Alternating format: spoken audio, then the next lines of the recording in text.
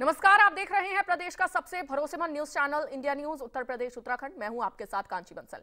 जनता के loud speaker में आपको सबसे पहले बहराइच लेकर चलते हैं। वहां की जनता क्या सोचती है लोकसभा चुनाव को लेकर, वो आपको सुनवाते हैं।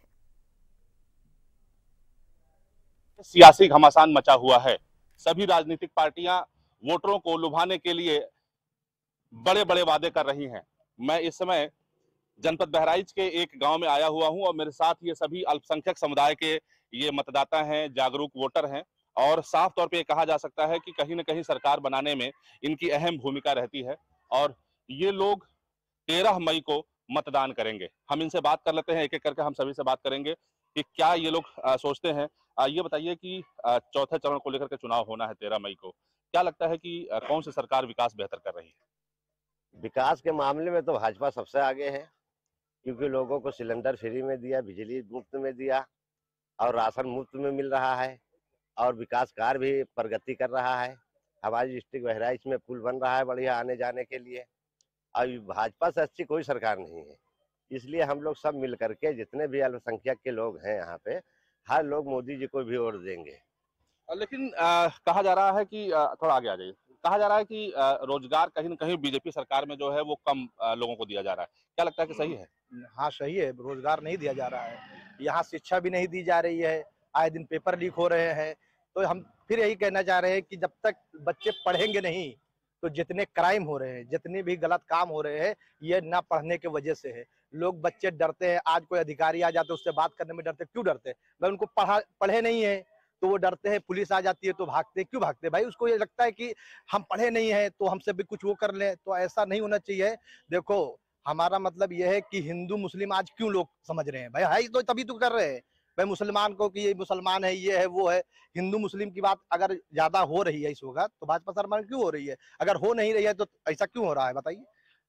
विपक्ष लगातार ये वार कर रहा है कि मुसलमानों को बीजेपी की सरकार जो है कभी नहीं समझती है, जबकि मोदी जी और योगी जी साफ तौर पे खुले मन से कहते हैं कि हम कोई भी योजना अगर देते हैं तो सबसे पहले मुस्लिम समुदाय के ऊपर हम ध्यान रखते हैं। क्या लगता है? देखिए, अगर ऐसा होता तो अल्पसंख्यक ने प्रकोष्ठ बनाया क्यों? अल्पसंख्यक मंत्री भी बनाया, दानिश अंसारी जी अल्पसंख्यक मोर्चा के मंत्री हैं, ठीक है? इसीलिए कि मुसलमान जुड़े। और देखिए, स्कूल में जो आज पहले के स्कूल जाके देख लीजिए कि टीचर जो होती थी वो सारा दिन सूटर पहनती थी। आज की डेट में देखिए कि 10 अगर 8 बजे का स्कूल है तो 8 बजे वहाँ ताला लग गया, बच्चे अंदर गए, कोई बाहर नहीं जा सकता है। कोई 8:10 पे कोई टीचर नहीं आएगा। टाइम से टीचर आती हैं।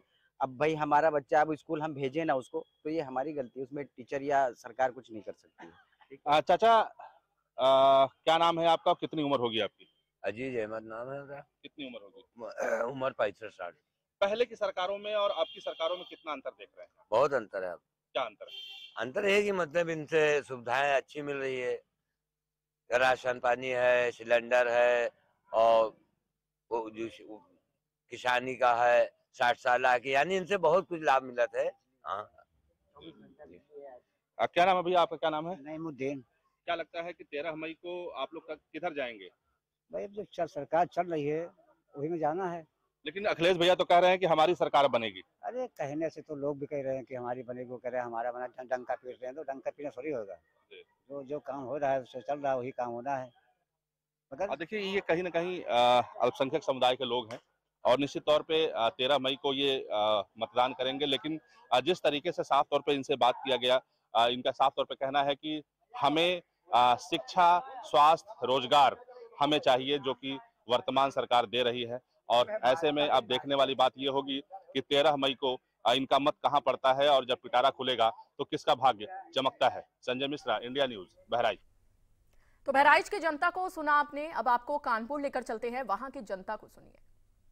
चौथे चरण का मतदान 13 मई को होना है। आपको बता दें चौथे चरण में कानपुर और लोकसभा की बात की जाए, कानपुर लोकसभा और अकबरपुर लोकसभा, 2 लोकसभाएं हैं कानपुर में, जिसमें 13 मई को मतदान होना है। आपको बता दें कानपुर की बात की जाए तो लगातार वीवीआईपी का तांता लगा हुआ, चाहे अखिलेश हो या राहुल गांधी हो या मुख्यमंत्री योगी हो या फिर खुद नरेंद्र मोदी ने रोड शो किया, तो कहीं ना कहीं जो कानपुर की सीट है लोगों के लिए हमेशा चर्चा का विषय रहता है। इस बार जो 13 तारीख को लोकसभा मतदान होने हैं, उसको देखते हुए जिस प्रकार से मोदी सरकार 400 पार के नारे लगा रही है, तो वहीं समाजवादी पार्टी के अखिलेश ने कहा है कि जो इंजन है वो खटारा हो चुका है और फोटो से इंजन गायब हो चुका है। तो कहीं ना कहीं जो वार प्रतिवार है, दोनों सपा हो या कांग्रेस हो या भारतीय जनता पार्टी हो, सभी का लगातार जारी है। आज हमारे साथ कुछ व्यापारी वर्ग के लोग मौजूद हैं, इनसे बात करेंगे, कानपुर का माहौल के बारे में चर्चा करेंगे। चुनावी चौपाल में इंडिया न्यूज की क्या जमीनी हकीकत है, इस बार जो मतदान होना है क्या मुद्दे होंगे और किस आधार पर जनता मतदान करेगी।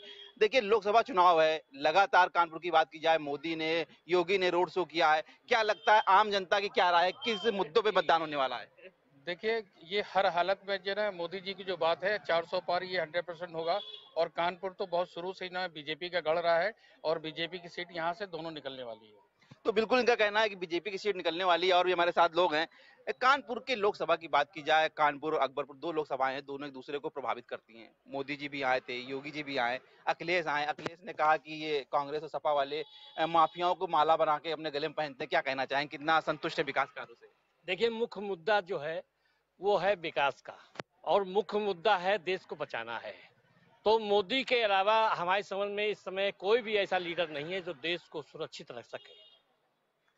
अखिलेश आए थे, अखिलेश ने कहा कि इंजन खटारा हो चुका है और योगी ने कहा कि जिस प्रकार से समाजवादी के लोग हैं, जो गठबंधन है, खासकर इंडिया गठबंधन को कहा कि ये मतलबी गठबंधन है, ये अपने मतलब के लिए गठबंधन किया है। तो क्या लगता है इस गठबंधन में कितना फायदा होने वाला है? ये अपने स्वार्थ के लिए गठबंधन किया है और इनकी सरकारें रह चुकी हैं, इनका परफॉर्मेंस बिल्कुल जनता ने नकार दिया है, इसलिए मोदी के साथ पूरी जनता है।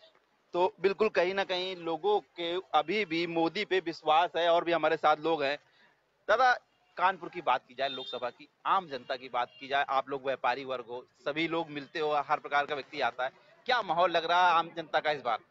जनता का माहौल जो है वो ये लग रहा है कि आम जनता चाहती है विकास, सुरक्षा, शिक्षा की व्यवस्था अच्छी हो। और इसके अलावा हमारी एक ये प्रार्थना है कि जो भी पार्टी यहाँ जीत के आए चुनाव में, वो बहुत व्यवस्थित ढंग से अपना राज चलाए, पब्लिक के हित में, जनता के हित में, राष्ट्र के हित में जो हो वो करें। तो बिल्कुल कहीं ना कहीं राष्ट्र का हित सर्वोपरि होता है, जैसा कि कहना है। और भी हमारे साथ लोग हैं। कानपुर की बात की जाए, 2 लोकसभाएं हैं, जहां एक तरफ रमेश अवस्थी जी बने हैं, एक देवेंद्र सिंह भोले भारतीय जनता पार्टी को, एक गठबंधन के आलोक मिश्रा भी है, दम भर रहे हैं। कहीं ना कहीं अगर समीकरण देखे जाए तो लोगों का कहना है कि कांटे की टक्कर है। आपको क्या लगता है क्या होने वाला है? हमें यही लग रहा है कि इस बारी जो प्रचंड जीत होगी वो कमल की होगी, भाजपा की होगी और मोदी की जय जय होगी। 405 बार होगी, आगे होगी सीट, 400 पार सीट आगे होंगी। और ये हम लोगों को सबका, यहाँ के क्षेत्रीय लोगों का है कि यहाँ का विकास जो हम लोग चाहते हैं कि अब जो हमारे रमेश अवस्थी जी आ रहे हैं तो हमें उन पे कुछ लोग कह रहे थे कि रमेश अवस्थी को पहचानती नहीं लोग। नहीं, ये उनका कहना भ्रम है और गलत है। हम लोगों के यहाँ तो विकास ये जो करने की उन्होंने ठानी है रमेश अवस्थी ने, हमें लगता है कि वो पूर्ण आगे कानपुर और आगे जाएगा हमारा। तो बिल्कुल कहीं ना कहीं सभी की राय। और हमारे साथ और भी लोग मौजूद हैं। हालांकि अभी बात की जाए तो आम जनता के जो बात है वो विकास की बात कर रहे हैं कि विकास के मुद्दों में मतदान होगा। दादा, लोकसभा चुनाव है, सारे वीवीआईपी कानपुर में आ रहे हैं, चाहे राहुल गांधी हो, अखिलेश हो। क्या लगता है आम जनता का मूड क्या है इस बार? आम जनता का मूड हम तो अपना बता सकते हैं। हम लोग तो देखिए, आम पब्लिक तो यही चाहते हैं कि अच्छा शासन, अच्छा प्रशासन, सुरक्षा, यही मेन। तो क्या लगता है कौन ऐसा है जो सही चला सकता है? देखिए, बीजेपी अब जो शासन, हम लोग उनसे संतुष्ट हैं, बहुत अच्छा है, बहुत अच्छा चल रहा है, बहुत अच्छा। 400 पार। तो कहीं ना कहीं लोगों को काफी कुछ उम्मीदें हैं। लोकसभा चुनाव है, चौथे चरण में कानपुर में मतदान होना है, लगातार वीवीआईपी मूवमेंट हो रहे हैं कानपुर में। क्या लग रहा है इस बार कैसा माहौल है कानपुर का? बिल्कुल बीजेपी माहौल है, रंगारंग प्रोग्राम हो रहे हैं, रंगारंग पार्टियां चल रही हैं, कोई दिक्कत नहीं है। सब हम लोग अभियान में लगे हैं, चुनाव में ज्यादा से ज्यादा आदमी को भेजेंगे, चुनाव में सब लोग जागरूक करेंगे सबको। अभी कुछ दिन पहले मोदी जी ने रोड शो किया था, योगी जी भी थे, फिर राहुल गांधी आने वाले हैं, अखिलेश आने वाले हैं। तो क्या लगता है कानपुर की सीट क्या हॉट सीट हो चुकी है? कोई फर्क नहीं पड़ना, कोई फर्क नहीं पड़ने वाला। यहाँ जितनी पिछली बार 1,55,000 से जीते थे, अब की 2,55,000 से जीत है। तो बिल्कुल कहीं ना कहीं आम जनता की बात की जाए तो अभी भी मोदी पे विश्वास है आम जनता का। आज इंडिया न्यूज के चुनावी चौपाल में जनता के लाउड स्पीकर में हमने जाना आम जनता की क्या है राय, क्या होंगे मुद्दे और किस मुद्दों पर इस बार आम जनता करेगी मतदान। कैमरामैन आशु के साथ शिवराज साहू, इंडिया न्यूज कानपुर। अब आपको नाव लेकर चलते हैं, वहां की जनता को भी आप सुनिए। लोकसभा चुनाव 2024 के चौथे चरण का मतदान यहां उन्नाव में 13 मई को होना है। जनता के मन में क्या है, किस ओर रुझान रहेगा, क्या उन्नाव में चल रहा है, सीधे जनता से बात करेंगे। इसके पहले समझ लेते हैं उन्नाव का राजनीतिक इतिहास क्या है। तो आपको बता दें कि 1952 से कई बार यहाँ पर करीब 8 बार जो यहाँ की लोकसभा सीट 33 है उस पर कांग्रेस का कब्जा रहा है, करीब 8 बार। सपा की बात करें तो यहाँ पर सपा भी 1 बार काबिज रही है और भाजपा करीब 5 बार यहाँ पर उन्नाव की लोकसभा सीट 33 पर काबिज रही है। मौजूदा समीकरण की बात करें तो यहाँ पर भाजपा से जो प्रत्याशी हैं वो सांसद साक्षी महाराज हैं, पिछले 2 बार 14 में और 19 में सांसद रह चुके हैं। सपा से अन्नू टंडन हैं जो पहले कांग्रेस से 2009 में सांसद रह चुके हैं। और बसपा की बात करें तो यहाँ पर अशोक पांडे हैं जिनको बसपा ने अपनी तरफ से मैदान में उतारा है। ऐसे करीब 8 प्रत्याशी हैं जो अपने अपने दांव यहाँ पर खेल रहे हैं। कहीं बयानबाजी चल रही, कहीं मुद्दों पे वोटिंग की बात हो रही, कहीं जातीय समीकरण चल रहा है। तो लगातार लोग मैदान में हैं और अपने अपने वोट के लिए जनता से यहाँ पर अपने अपने मुद्दों पर अपील करते हुए नजर आ रहे हैं। तो ऐसे में हम जानेंगे कि उन्नाव की जनता का मूड क्या है और क्या चल रहा है उन्नाव में, क्योंकि सभी पार्टियों ने अपने अपनी तैयारियां शुरू कर दी है। बयानबाजियां हैं, बयानबाजियों का दौर चालू है, लेकिन क्या चल रहा है सीधे जनता से जानेंगे कि उन्नाव में आखिर क्या चल रहा है। भैया क्या चल रहा है उन्नाव में? देखिए, उन्नाव में इस समय चुनाव चल रहा है। मैं 23 लाख मतदाताओं का आभार व्यक्त करता हूँ, अपील करता हूँ कि वो लोग मतदान जैसे पर्व में मतदान करें। दूसरी बात है, चुनाव में जब लोग एक दल विशेष के लोग कहा करते थे कि चेहरे पर चुनाव हो रहा है, बाबा के चेहरे पर चुनाव हो रहा है, फलाने के चेहरे पर चुनाव हो रहा है। उन्नाव में किसका चेहरा काम कर रहा है? हम समझते हैं इंडिया गठबंधन का चेहरा काम कर रहा है। तो बाबा को घर घर जाना पड़ रहा है, जो 10 साल कभी दरवाजे नहीं गया। क्या जरूरत पड़ गई गाँव को जाने की अब चुनाव के समय? इसका मतलब भाजपा डरी हुई है, इसलिए गाँव गाँव जाकर चौपाल लगा रहे हैं। तो इस समय तो चुनाव इंडिया गठबंधन ही जीतेगी और पूरे स्वभाव पर है चुनाव। और जनता बोल रही, नेता नहीं बोल रहा, जनता ने ये बीड़ा उठा लिया है कि इंडिया गठबंधन को चुनाव जिताना है। अन्नू टंडन जी यहाँ से सांसद। बिल्कुल, 14 में भाजपा, 19 में भाजपा, आप कौन?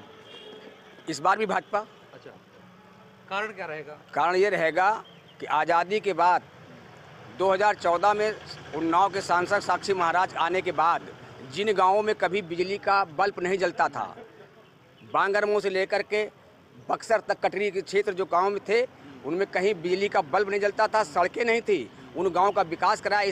इस बार 5 लाख से जीतेंगे। कई जगह ऐसी हैं जहां पर विरोध हो रहा है साक्षी महाराज का। रुद्वारा एक गांव है, वहां पे मक्खियां नहीं भगा पा रहे हैं, और कई ब्राह्मण समाज ऐसे हैं जो विरोध हो रहा है। क्या नहीं, ऐसा नहीं, कहीं नहीं है। हो सकता है कहीं कुछ थोड़ी बहुत त्रुटियां हो जाती हैं, उनको मिल बैठ के समझ लिया जाएगा। कहीं पर आपने कहा आज़ादी के बाद से 52 से 84 तक की कांग्रेस रही है। हाँ, रही। 8 बार कांग्रेस आई है। मैंने कहा कि जिन गाँवों में कभी विकास नहीं हो, उन गाँवों की बात मैं कर रहा हूँ। कटरी में वो गाँव में बल्ब नहीं लगा था, सड़कें नहीं थी। तो इस बार कौन आ रहा है? साक्षी महाराज। क्या लगता है, कुछ ब्राह्मण समाज खबरें आ रही हैं कि विरोध कर रहा है, क्या वजह रही है? ऐसा नहीं है, ब्राह्मण समाज विरोध नहीं कर रहा। जो लोग हर बिरादरी में कुछ लोग विरोध करते हैं, किसी न किसी जनता है, सबके साथ रहते हैं। और भारतीय जनता पार्टी, यहाँ तक बात रही, भारतीय जनता पार्टी भारत के आदमियों की बात करती है, वो किसी को जाति दृष्टि से नहीं देखती, मुझे ऐसा लगता है। इसलिए विकास यहाँ जनपद में हुआ। आप देख सकते हैं NH कितने बन रहे हैं, गंगा एक्सप्रेस वे निकल रहा है, रायबरेली रोड जो सोनिया गांधी जी के द्वारा घोषित हुई थी बनी नहीं। अन्नू टंडन जी 5 साल यहाँ सांसद रही, तब नहीं बन पाई। धरने पे बैठे विशारद जी, स्वयं विशारद जी बैठे धरने पे, तब नहीं बन पाई। साक्षी महाराज जी के सांसद बनने के बाद वो बनी, और आज द्रुत गति से उस पर वाहन दौड़ रहे हैं। और बना नहीं, लेकिन मैं बोल रहा हूँ, आप बाद में बोल लीजिएगा। एक्सप्रेस वे भी बनना है नया, एक्सप्रेस वे बनना है नया, लखनऊ कानपुर एक्सप्रेस वे बनना। विकास की आंधी है, इसमें कोई दो राय नहीं। और भारतीय जनता पार्टी की भी यहाँ आंधी है, और रिजल्ट आप खुद देखिए। आदर्श गांव कई सारे हैं, सांसद जी ने गोद लिए थे, वहाँ की स्थिति क्या है? उन गाँव में भी विकास हुआ, ऐसा थोड़ी विकास नहीं हुआ। लेकिन देखिए, ऐसा है, कुछ यहाँ पर एक परंपरा जैसी है कि हर अच्छाई का विरोध होता रहता है। सांसद जी का पूरे जनपद में कहीं किसी थाने में कोई दलाल कभी नहीं बैठा, किसी तहसील में उनका कोई दलाल नहीं कभी बैठा। उनके किसी भी कार्यकर्ता के ऊपर ये आरोप नहीं लग सकता है कि वो किसी थाने में बैठ कर दलाली कर रहा है, कुछ कर रहा है। उनके ऊपर व्यक्तिगत रूप से कहीं पर कोई भी आर्थिक अपचार का कोई आरोप नहीं है। अच्छा, आप पहले इनसे पूछिए। 1952 के बाद से कांग्रेस रही आज़ादी के बाद से, उसके बाद 2 बार सांसद देवी बख्शी जी बने, 2 बार लगातार, 3 बार, उसके बाद सांसद जी 2 बार साक्षी महाराज बने। जी जी। अब क्या लग रहा है, कहाँ क्या चल रहा है? मुझे लगता है कि फिर तीसरी बार बनेंगे। देवकश जी भी 3 बार बने थे, आप अपने को अपडेट कर लीजिए। देवकश जी लगातार 3 बार सांसद, भाजपा से 2 बार बने, भाजपा से 3 बार बने, और उसके बाद दीपक कुमार जी बने। दीपक कुमार जी के बाद श्रीमती आदरणीय ब्रजेश पाठक जी बने, ब्रजेश पाठक जी के बाद अनु टंडन जी बनी। अब वर्तमान में कुल मिला के साक्षी महाराज आ रहे हैं। मुझे आप कुछ कह रहे थे? देखिए, हम कह रहे हैं कि अगर कानून व्यवस्था दुरुस्त दलाल नहीं थे तो फिर झूले मुंह में वो दलित ने आत्मदाह क्यों किया? जब आत्मदाह कर लिया तो आपने उसकी FIR लिख ली और फिर उसको आवाज़ देने लगे। अगर आवाज़ बिना मांगे मिल जाता तो फिर उसको आवाज़ देने की जरूरत कहाँ पड़ती? भाटल खेड़ा में एक लड़की को जला के मार दिया गया, 6 सरकारों में, तब कानून व्यवस्था कहाँ थी? इसी तरह पूरे देश में, जनपद में आप किसी शहर में घुस जाएं, 5 मिनट की बारिश हो जाए तो सनातन का अनुसरण करने वाले, विकास की बात हो रही है, हाँ, सनातन के लोग पूजा करने लायक नहीं बचेंगे अगर बारिश 5 मिनट हो जाए। तो सारे सीवेज और ड्रेनेज सिस्टम फना के ऊपर आ जाते हैं। ठीक है, आप गली में चले जाइए, हर घर जल योजना के अंतर्गत सारी सड़कें के गांव बना दिए, गलियारे खोद दिए, आप आसानी से निकल नहीं सकते। आपके हिसाब से 10 सालों में विकास नहीं हुआ है? 10 सालों में अगर विकास होता तो दिखता ना। फिर अब आप कल्याणी मंदिर आप चले जाइए, सिद्धनाथ मंदिर चले जाइए, खराब है कुल मिला के, खराब है। कुछ लोग और हमारे साथ, उनसे बात कर लेते। क्या नाम है भैया? अन्ना श्रीवास्तव। क्या कहना चाहेंगे, इस बार कौन आ रहा है, क्या चल रहा है उन्नाव में? देखिए, बीते 10 सालों में भारतीय जनता पार्टी ने गुंडों का सहारा लेकर के सरकार चलाई है और अब जनता उसका फैसला 4 जून को करने वाली है। 13 मई को मतदान उन्नाव में है और जनता ने मूड बना लिया है कि अब की अन्नू टंडन उन्नाव की सांसद होंगी। अच्छा, तो अनु टंडन आपके साथ, आप बोलेंगे? कुछ युवा हमारे साथ पीछे खड़े हुए हैं, शायद वकील